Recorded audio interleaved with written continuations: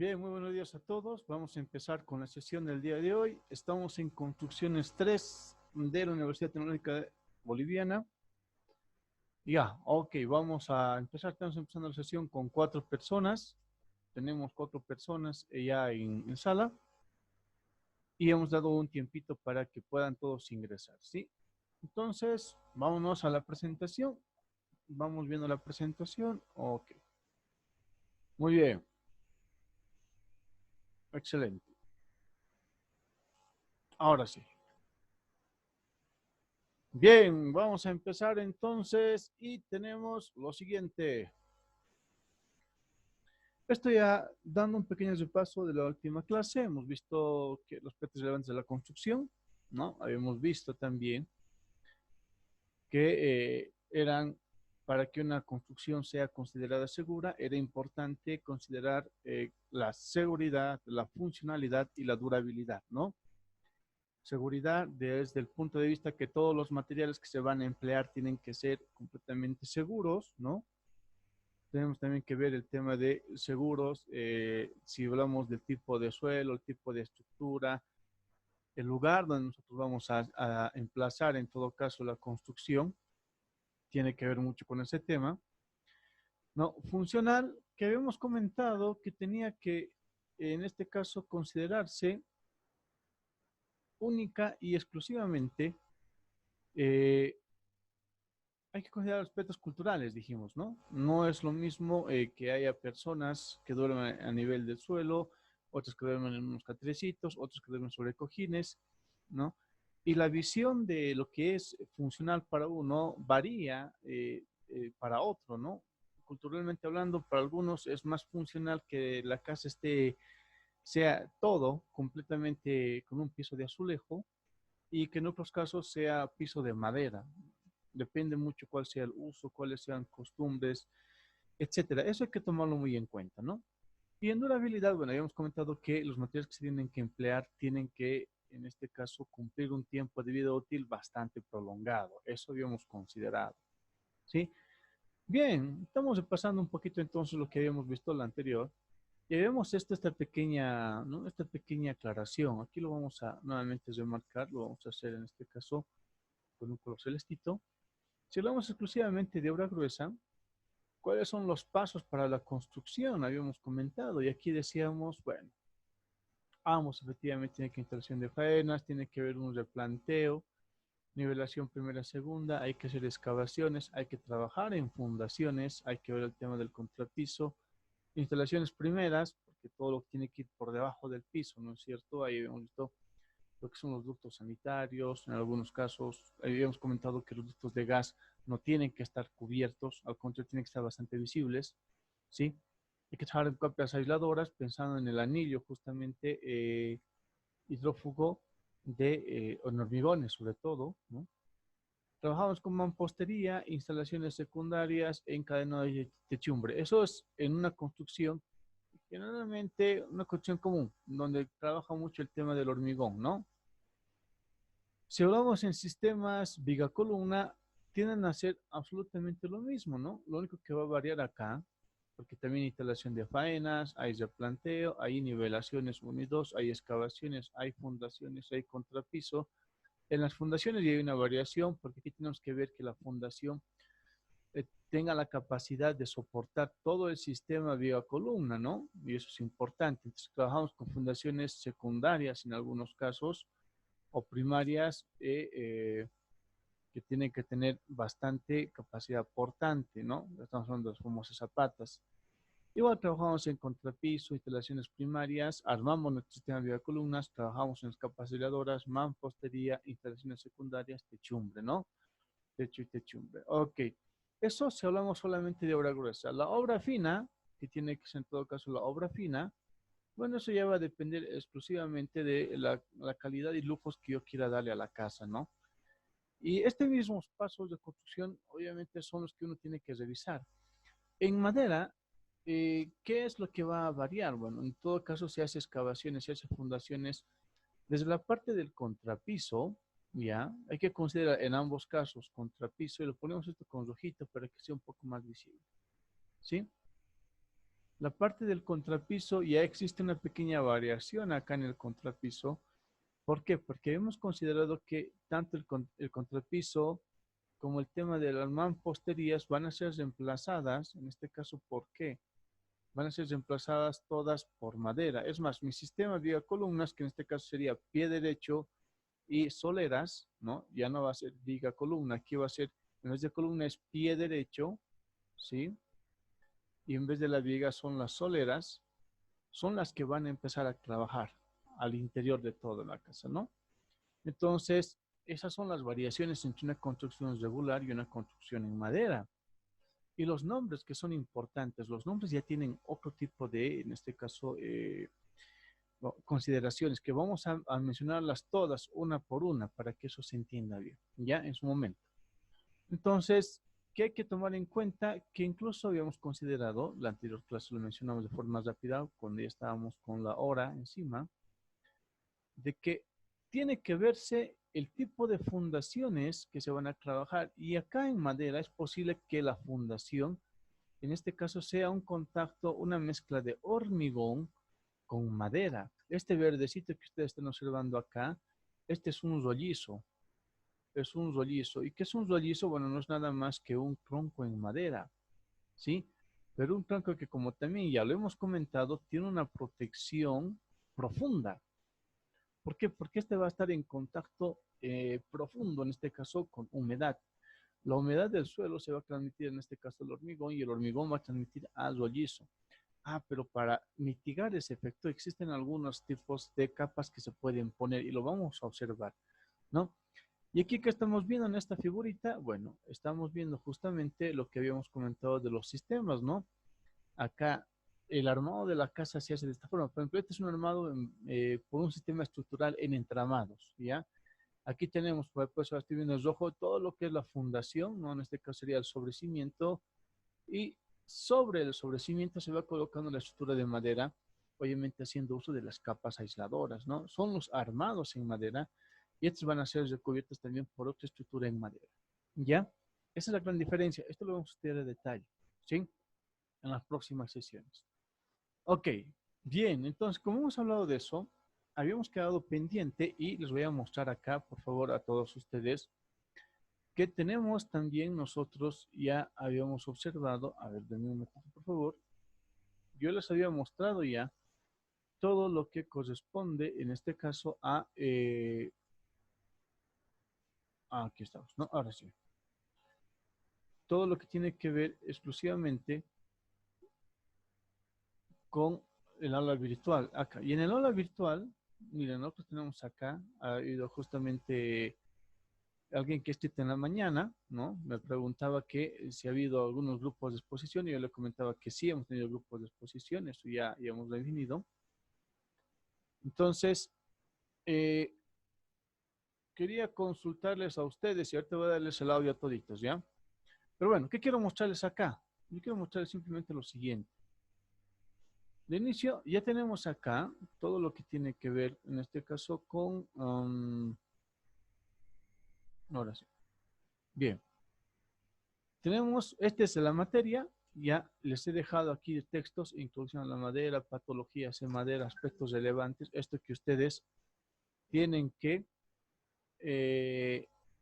ya a disposición, aspectos de la construcción, herramientas en madera, eso ya tienen que tener ustedes, ¿no? Alguien me está preguntando si hay ID. No, el ingreso es directo, ¿no? El ingreso es directo. Ok, entonces, estos documentos, por favor, revísenlos. Aquí voy a seguir llenando con sistemas estructurales, voy a dar más documentos, todo lo que ustedes tienen que tener para el estudio de la materia en sí, ¿ya?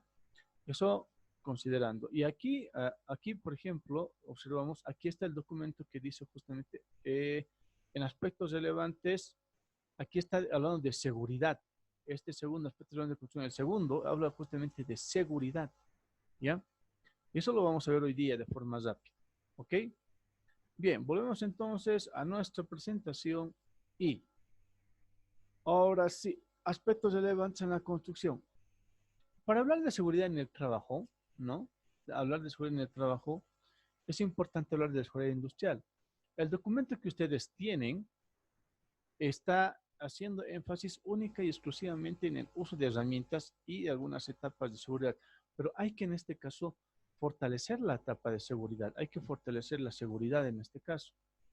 ¿Y cómo vamos a fortalecer la seguridad? Bueno, pues eso lo podemos hacer observando los siguientes conceptos.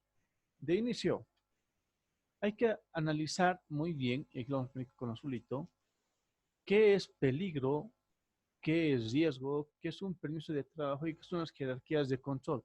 Ojo, todos estos lo vamos a ver de forma rápida porque podríamos hablar todo el semestre única y exclusivamente de lo que es seguridad industrial. Vamos a hacerlo de forma muy dinámica, ya lo más rápido posible, de forma muy resumida, muy sucinta, para que ustedes puedan entender qué es en todo caso un sistema CISO, ¿no? Y recordamos que CISO es seguridad industrial y salud ocupacional, ¿no? Algunos ya aquí incluso yo recuerdo que cuando llevábamos planificación, Fernando, si más no recuerdo, ha dado una charla de seguridad hablando justamente de los sistemas CISOs, ¿no? De lo que eran enfermedades del trabajo y demás. Muy interesante estaba eso. En este caso nosotros vamos a hablar exclusivamente de estos conceptos, peligro, riesgo, permisos de trabajo, jerarquías de control, ¿ok? Bien, muy bien, ahora sí, vamos a empezar a hacer ya, a dar la palabra a muchos de ustedes para que puedan ganarse algunos puntitos extras, los que puedan, ¿sí? Empezamos con la señora Alison. Alison, buenos días. Buen día, Inge.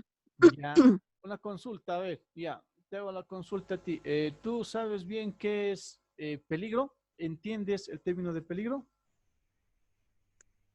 Sí, es, En por una ejemplo, frase, sufrir ¿qué algún sería accidente, peligro? sufrir accidentes. eh, Ya, está muy bien, ya le has dado casi en el clavo. A ver, le preguntamos a alguien más. Mari Laura, Mari Laura, ¿dónde estás, Mari? A la una, Mari Laura a las dos. Mari Laura no contesta, no tiene el audio expuesto. Edwin, a ver, Jorge, José Pacheco. Ah, ya, Mari ha respondido. Mari Laura, para usted, ¿qué es peligro? Buen día.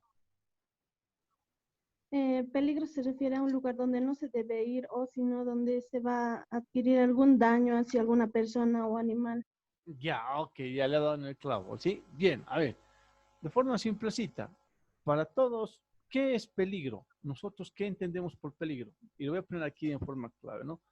Peligro es toda aquella, vamos a decir, persona, acción, toda aquella, vamos a decir, situación que puede generar dentro o fuera del trabajo, bueno, en este caso hablando del trabajo, al interior del trabajo, que puede producir daño. Sí, eso es peligro. Toda aquella persona, acción o situación que puede producir daño, es decir, que puede lastimar a la persona. Eso es lo que nosotros se entiende como peligro. Estoy dando en este caso la definición de peligro desde la nueva, la norma, la ISO 45001, que es la que ahora está absorbiendo a las OSHAs. Ustedes saben bien que cuando se hablan de estándares de seguridad, tenemos las ISOs, tenemos OSHAs, tenemos un montón, ¿no? De normativas a nivel mundial sobre seguridad. Y en este caso, las OSHAs, que eran las que regentaban justamente algunas normas en cuanto a sistemas de seguridad, están siendo absorbidas por la ISO 45001.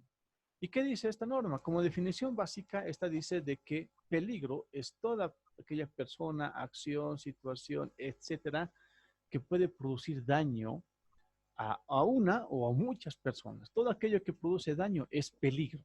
Es así de simplecito. Muy bien, a los que han participado, excelente, ¿ya? Entonces, si eso es peligro, la pregunta clave es ¿cuántos tipos de peligros hay? Wow, ¿cuántos tipos de peligros hay? ¿Qué tipo de situaciones, bueno, situaciones, acciones, ¿no? O situaciones pueden, en todo caso, generar daño a una persona? Aquí están mencionando algunos, ¿no? Existen peligros ergonómicos. ¿Qué son los peligros ergonómicos? Voy a dar la definición de una vez para que se entienda, ¿ya? Los peligros ergonómicos son aquellos que están asociados a la mala posición de la persona. Es decir, si una persona trabaja, aquí tenemos una persona que está sentadita, se está trabajando todo el tiempo en esta posición, puede que si ella asume una mala posición, obviamente tiene que estar sentada porque su trabajo exige que esté en esa posición todo el tiempo.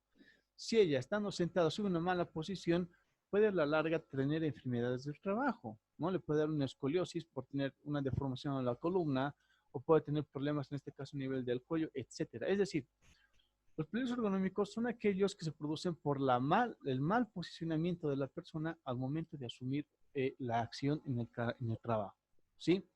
Si hablamos en este caso de cortar madera o de hacer trabajos de mezcla, si yo no tengo una buena posición, entonces estoy expuesto a un peligro ergonómico. ¿Sí? Eso es importante que se entienda. ¿Qué es un peligro mecánico? Un peligro mecánico es todo aquello que está relacionado exclusivamente al uso, en este caso, de herramientas. Herramientas, ¿ya? Y hablamos de herramientas, en este caso, que tengan que tener, vamos a decir, eléctricas y no eléctricas. Los peligros mecánicos tienen que ver exclusivamente con el mal uso de estas herramientas o el uso inapropiado de esas herramientas, que puede generar, en este caso, algún daño a la persona por este tipo de acciones. Los peligros químicos están asociados única y exclusivamente, vamos a decir, al uso de cualquier tipo de reactivo químico, ¿sí? Que puede producir vapor, fluido, etcétera, y esto tiene contacto directo con la persona. Si una persona que trabaja en laboratorio, ¿no? Ya sabe que existe una serie de reactivos en el lugar, esta persona está expuesta a un peligro químico. Entonces tiene que saber cómo lidiar con ellas, porque si no sabe esto, este peligro le va a producir daño, ¿no? ¿Sí? Un reactivo que en este caso que tenga contacto directamente con la piel o los vapores que esta persona pueda absorber, le van a provocar daños, ¿sí? ¿Qué son los peligros eléctricos? Como uno dice, son aquellos que están relacionados directamente al uso de energía eléctrica, ¿sí? Todas las personas que en algún momento hemos tenido algún accidente eléctrico, sabemos que con el tema de la energía no se juega, ¿sí? Y peor aún cuando esta energía tiene que ser empleada para un uso en el trabajo. O sea, el fin del uso de la energía eléctrica es el trabajo. Entonces, obviamente, lo que podría pasar cuando una persona no eh, considera, toma en cuenta este peligro, puede sufrir, en este caso, una electrocución. ¿Qué significa eso? Que la persona en sí va a tener problemas, puede tener quemadura del primer, segundo grado o incluso sufrir la muerte, ¿no? ¿Qué son los peligros físicos? Bueno, los peligros físicos, estos son los más abundantes tal vez. ¿Por qué? Porque si hablamos de peligros físicos, estamos hablando de, en este caso, alta temperatura, baja temperatura, estamos hablando de humedad, de caídas al mismo nivel y de caídas a desnivel. Es decir, son todos aquellos peligros asociados.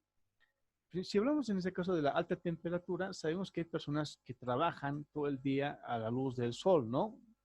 Y si la temperatura es muy alta, y no se considera, la persona puede tener una serie de reacciones a las temperaturas altas, desde desmayos, insolaciones, etcétera, ¿no? Si la temperatura es muy baja y la persona no está con ropa de trabajo adecuada, puede sufrir en todo caso de hipotermia y eso también a la larga le va a traer daño, ¿sí?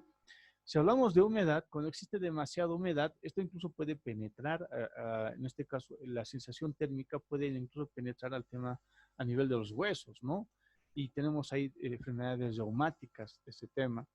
Si hablamos en este caso de caídas a nivel, estamos hablando de personas que pueden caminar por superficies que son relativamente lisas y por solamente transitar y caer al mismo nivel pueden tener algún tipo de accidentes. Recuerden que ha habido accidentes de personas que han estado incluso en el baño, ¿no? Saliendo de la ducha, se han caído de la ducha y han tenido accidentes en algunos casos graves, ¿no? Porque un golpe en la cabeza por una caída en un nivel es relativamente grave o puede ser muy severo si es que esto llega bueno, produce la inconsciencia de la persona pierda, ¿no? El estado de conciencia. Caídas a diferentes niveles cuando se cae, en este caso, de un nivel 1 a un nivel 2. El accidente más común en todo caso en construcciones, cuando se ha dado el caso acá en Bolivia de que hay personas que caen de un nivel a otro nivel, ¿verdad? Y eso hay que tomar en cuenta, ¿sí? El ruido, por ejemplo, es un peligro físico también, ¿no? La cantidad de decibeles que genera un equipo puede afectar a la larga en el estrés de la persona, al igual que la vibración. Miren, todos esos son peligros físicos. Repito, estamos haciendo un resumen porque podríamos hablar todo el semestre de este tema, ¿ya? Pero bueno, esos son los peligros físicos. Si hablamos de los peligros biológicos, son aquellos que están asociados directamente a los virus, a los parásitos, etcétera, ¿no? Es decir, vamos a decir, a enfermedades producidas por virus o parásitos en nuestro medio. Esos son los peligros biológicos, ¿no? O en todo caso, algún tipo de radiaciones, que están más, las radiaciones están más asociadas a los peligros físicos, porque a todos los mencionados anteriormente en peligros físicos podemos hablar de radiación y radiación ionizante, ¿no? La radiación, en este caso, que puede ser ultravioleta, la radiación de rayos X, ¿no? Y la radiación ionizante es aquella que producen los celulares, que ya se ha confirmado que el exceso, el uso excesivo de celulares puede producir a la larga la muerte de neuronas o, en este caso, cáncer en la sangre. Y eso hay que tener muy en cuenta, ¿no? Bien, volvemos entonces a los peligros biológicos. Decíamos que este tipo de peligros, de los peligros biológicos, se producen en este caso por virus, bacterias o parásitos, ¿no? Que pueden presentarse en nuestro medio. Es lo que ahora a nivel mundial estamos sufriendo con la pandemia, que es un peligro biológico que ha salido de control y lastimosamente ha llegado hasta nuestro país, ¿no? Esos son los peligros biológicos. Si hablamos de los peligros naturales, ¿no? Son aquellos peligros que están asociados exclusivamente a la naturaleza. Es decir, si yo estoy viviendo en un lugar y sé que en ese peligro, en ese lugar existen volcanes, yo me estoy exponiendo, yo ya sé que en ese peligro, en ese lugar existe este riesgo de que el volcán haga erupción. Recuerden que más o menos hace unas 2 semanas atrás ha habido 15 volcanes a nivel mundial se han activado en el anillo de fuego, ¿no? De forma casi simultánea, ¿sí? Puede ser también, está asociada a deslizamientos, está asociada a inundaciones, está asociada en este caso a tsunamis, etcétera. Esos son los peligros naturales, ¿sí? Si hablamos de los peligros psicosociales, estos son los peligros que aparentemente nadie ve, pero son los que más daño hacen. ¿Y por qué decimos esto? Estos están relacionados justamente al estrés laboral, al lenguaje de odio, ¿no? Que es esto, en nuestro medio estamos viendo mucho. El año pasado vimos este comportamiento por el mes de noviembre, donde había justamente este problema, lo han llamado como la guerra virtual o los medios, la guerra de los medios, ¿no? Donde había mucha desinformación y lo más preocupante es justamente el lenguaje de odio que se ha generado, ¿ya? Que lo que hace es reacciona justamente en la psiquis de la persona, influencia directamente en la persona. Y los peligros psicosociales, en este caso en el trabajo como el bullying, ¿no? El aislamiento social, etcétera, también de una u otra forma afectan en el comportamiento de la persona en un corto o mediano plazo, ¿no? Es muy, muy preocupante. Esto es un tema muy apasionante. Tal vez algún día lo hablemos exclusivamente con ustedes, porque es algo que también en nuestro medio se está dando, ¿no? Se ha dado en nuestro medio, ha generado mucho, hasta hoy en día hay personas que siguen todavía agarradas a este tema, y lastimosamente, si es que esto no se trata en su momento, puede generar una escalada de odio. Ha habido, y si hablamos de un caso así muy específico y puntual de este tipo de peligro psicosocial, el lenguaje de odio, uno de los más conocidos en este ámbito, ha sido justamente el provocado en la Segunda Guerra Mundial por el Partido Socialista Nazi, ¿no? Que ha declarado como enemigos a judíos y ha provocado en este caso la muerte de un montón de personas, ¿no? De millones de personas. Y eso hay que tener muy en cuenta. El lenguaje de odio es un lenguaje, bueno, es un peligro psicosocial que hasta hoy en día sigue vigente. Y para terminar, el tipo de peligros, ¿no? Hablamos de los tipos de peligros y en este caso los peligros ambientales están asociados a la irresponsabilidad del hombre en el manejo de los desechos industriales. Algo que también hoy en día las personas no entienden cuando no pueden botar la basura en su lugar. Mucha gente piensa, y es muy triste en nuestro medio, en donde uno ve a personas que van desechando la basura como si fuera, si estuvieran botando flores, ¿no? Como si la basura tendiera a descomponerse. Eso saben que no es así.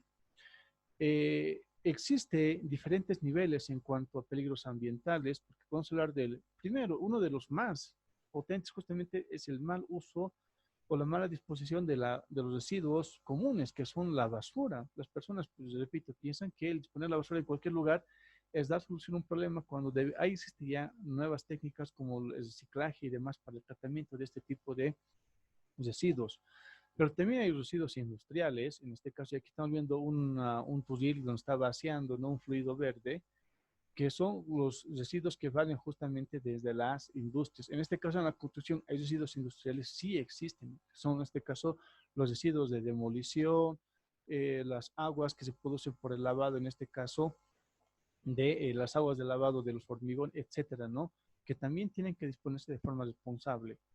Miren, de forma rápida, hemos visto qué son los diferentes tipos de peligros que existen en nuestro medio. Tenemos aquí el físico, químico, hemos visto los biológicos, los mecánicos, los eléctricos. Aquí hay un peligro que no se ha mencionado, que es justamente el peligro locativo, ¿ya? ¿Y qué es el peligro locativo? A ver, el peligro locativo para todos, y esto se entiende muy bien, el peligro locativo tiene que ver única y exclusivamente con el orden y limpieza de una persona. ¿Qué significa esto? Cuando una persona tiene su ambiente de trabajo y en el ambiente de trabajo no existe ni orden ni limpieza, esta persona a la larga va a sufrir por problemas locativos una serie de accidentes. Es decir, si yo estoy trabajando con sierras, estoy trabajando con elementos puntiagudos, estoy trabajando con energía eléctrica y no tengo ni orden ni limpieza en el lugar, efectivamente a la larga puedo sufrir un accidente. ¿Ya? ¿Cómo soluciona sus problemas? Teniendo orden y limpieza, ¿no? Eso es un tema muy interesante también. Bien, de forma rápida entonces hemos podido entender qué son los diferentes tipos de peligro y hemos definido qué es peligro y diciendo que peligro es toda aquella persona, acción o situación que tiende a producir daño a la persona. Ok, a ver, hasta aquí voy a dar la palabra a todos y me gustaría saber si alguien tiene algún comentario al respecto. ¿Alguien tiene algún comentario? Levante la mano, por favor, si alguien tiene algún comentario. ¿Alguien? ¿Nadie? ¿Tres? ¿Dos? No. Ninguno dije, está todo claro. Ok, excelente. Bueno, les repito, ¿no? Este es un tema muy apasionante, es bastante largo. Podríamos estar todo el semestre hablando exclusivamente de este tema, ¿ya? Pero de forma rápida hemos visto que son los diferentes tipos de peligros. Sugerencia, traten de profundizar bien ustedes, ¿no? Esto por ejemplo, es fruto de un diplomado que yo hice, por eso podríamos hablar todo el semestre de este tema. Es muy interesante y algo que ustedes también tienen que conocer. Sabiendo bien qué es peligro, ahora vamos a hablar de qué es el riesgo. Ah, ya, tenemos el riesgo. ¿Qué es el riesgo? A ver, de forma rápida, para nosotros, ¿qué es el riesgo? Si yo sé que hay diferentes tipos de peligros, una vez de saber qué tipo de peligros de saber a qué tipo de peligro yo estoy expuesto, voy a determinar cuál es el riesgo. ¿Y qué es el riesgo? El riesgo no es nada más que la probabilidad de que el peligro se manifieste. Y vamos a poner aquí dos ejemplos. Creo que los ejemplos que con ustedes ya hablamos. Hoy en día no existen movilidades, ¿no? Generalmente en los lugares más céntricos de la ciudad de La Paz. Hablaremos exclusivamente, hablaremos de la Ceja del Alto, ¿ya? No existe la densidad vehicular que suele haber en otros años actualmente por el problema de la pandemia. Entonces, a ver, le voy a hacer la consulta en este momento al señor José Pacheco, ¿ya? Señor José, hoy en día no existe la densidad vehicular que existía hace un año atrás en la Ceja del Alto. No existe la misma cantidad de movilidades, ¿sí? Le pregunto, ¿la probabilidad de que una persona sea atropellada será alta, media o baja? Muy José, baja porque, ¿ya? porque no hay vehículos. Excelente. Y su respuesta es correcta. Como la probabilidad es baja, entonces el riesgo de que el peligro de atropellamiento se produzca es bajo, ¿no? Muy bien, su respuesta es correcta. Eso es el riesgo. Es justamente la probabilidad de que el peligro se manifieste. Ya. Otro ejemplo, y le vamos a dar aquí la palabra al señor Adam Yañique. Yo estoy trabajando con herramientas eléctricas, estimado Adam, ¿sí? Un montón de herramientas eléctricas, estoy trabajando, ¿ya? Pero resulta de que en ese momento, cuando estoy trabajando con herramientas eléctricas, se produce un corte de energía eléctrica. En ese momento en el cual se produce el corte de energía eléctrica, ¿El riesgo de que yo sufra una electrocución es alta, media o baja? Es alta, Inge, porque la cuestión que cuando, por ejemplo, hay un cortocircuito, puede dañar lo que es al, al equipo eléctrico y eso puede generar lo que es un cortocircuito y dañar también a la persona. Ya, a ver, ¿qué dice la señorita Allison? ¿Qué dice usted? Mm, Alta, igual media yo o baja. pienso alto, pienso que es alto. Ya, alto también, igual que el señor Adam. A ver, Porque sí, sí, sí, escucho. porque al sufrir un cortocircuito es peligroso para la misma casa, puede provocar un incendio incluso. Ya, ok, excelente. Miren, tiene que ver justamente con eso. Creo que dije cortocircuito, creo que dije corte de energía eléctrica, ¿no? Bueno, si dije corte de energía eléctrica, eso lo van a ver en el video, ya no recuerdo ahorita. Si hubiera un corte de energía eléctrica, obviamente la probabilidad de que el riesgo, de que el peligro se manifieste, o sea, el riesgo es bajo.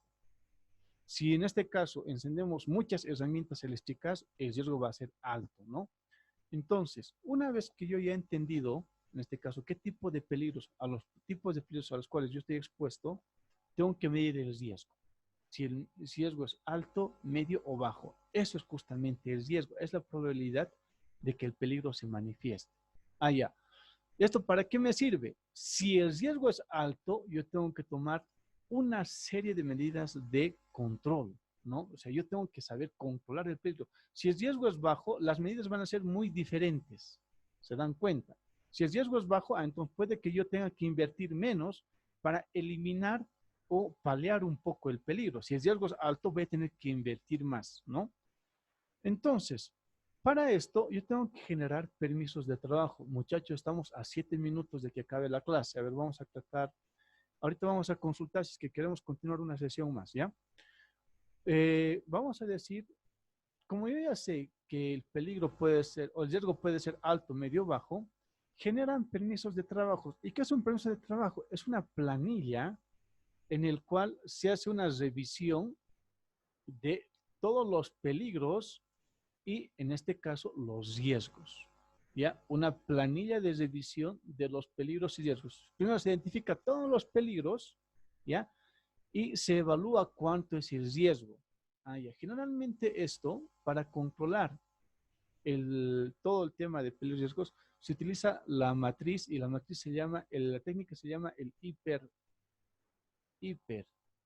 ¿no? ¿Qué significa hiper? Bueno, la hiper es justamente una técnica para el control o la seguridad industrial, para aplicar la seguridad industrial en diferentes empresas. Hiper significa identificación de peligros, evaluación de riesgos, ¿no? Entonces, la identificación de peligros, evaluación de riesgos a mí me va a permitir generar un permiso de trabajo. ¿Y qué es un permiso de trabajo? Una planilla. Esta planilla, ¿qué información me va a aportar? Bueno, de inicio, además de identificar todos los peligros, ¿no? Me va también a dar justamente una idea de cuáles son los pasos que yo debería seguir para evitar que el peligro se manifieste. Por ejemplo, me va a pedir, en este caso, generar herramientas de bloqueo, me va a pedir, me va a exigir, en este caso, también seguir procedimientos de trabajo, me va a exigir también a mí, de una otra forma, utilizar equipo de protección personal, etcétera, ¿no? Todo eso es lo que se considera en este caso como un permiso de trabajo. Es una planilla muy especial. Esto, si ustedes gustan, más adelante les voy a enseñar cómo hacer una planilla de un permiso de trabajo para que ustedes puedan trabajar de forma mucho más segura. En la materia en sí esto no está contemplado, esto deberían llevarlo en otra materia, pero acá lo vamos a observar también un poquito, ¿sí? Bueno, si ustedes gustan, podemos hacer una clase exclusivamente para elaboración de permisos de trabajo. ¿Ok?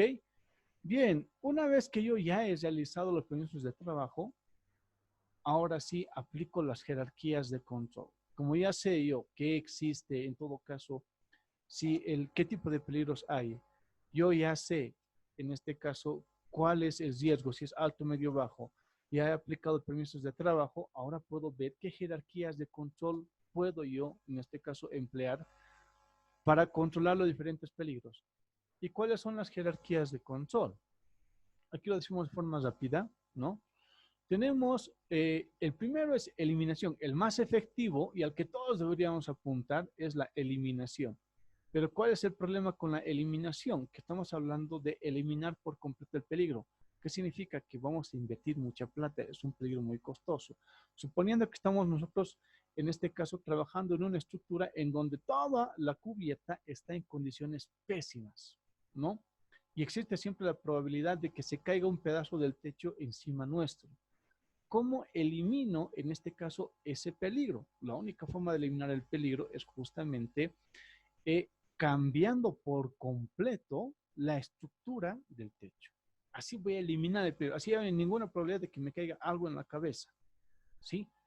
Y para cambiar toda la estructura del techo voy a tener que invertir mucho dinero, ¿no? Es el más efectivo, sí, pero el más costoso, ¿no?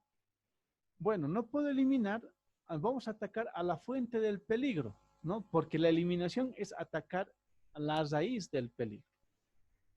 Como no he podido atacar por el tema del costo, voy a ir a la sustitución. Allá, entonces ya no voy a trabajar en ese ambiente, voy a sustituir, me voy a ir a otro lado, ¿no? A otro lado. Estoy haciendo una sustitución del lugar de trabajo. Estoy tratando de paliar el peligro sin atacarlo de raíz, ¿no? Estoy atacando la fuente del peligro. Si la idea es que vayan cayendo objetos, para que no me caigan objetos, voy a trabajar en otro lado. Estoy sustituyendo, en este caso, el área de trabajo, ¿no? Puede ser también, no puedo sustituir algún control de ingeniería. Ya, yo que sé, voy a colocar trampolines. Estamos dando una idea, ¿no es cierto? O una red por encima de nosotros para que cuando caiga un objeto se quede en la red y no caiga sobre nosotros. Es un control de ingeniería, por ejemplo. ¿Ya? Si ya no puedo hacer control de ingeniería, nos vamos a atacar al medio. Y el medio justamente es un control administrativo. ¿Y qué es el control administrativo? Es el colocar avisos, ¿no? Cuidado, use en este caso casco, mire siempre con frecuencia al techo. Eso es un control de ingeniería. Nos está dando una idea justamente de, en este caso, avisos para que estemos siempre alertas. Eso es lo que es el control de ingeniería, ¿no? Y el último que tiene que ver con el receptor está en el uso de EPPs, ¿no? Ojo, este es el menos efectivo, pero ustedes se dan cuenta, es el que primero se ataca y el que más se critica porque por el costo, ¿no? Pero en sí, si hablamos del punto de vista estricto, es el menos efectivo, ¿ok? Bien, es el uso de equipo de protección personal. En este caso, para que no me caigan a la cabeza, yo tengo que usar en este caso sí o sí casco, ¿ya? Bien, hemos hecho justamente una evaluación de las jerarquías de control. Dejamos de compartir.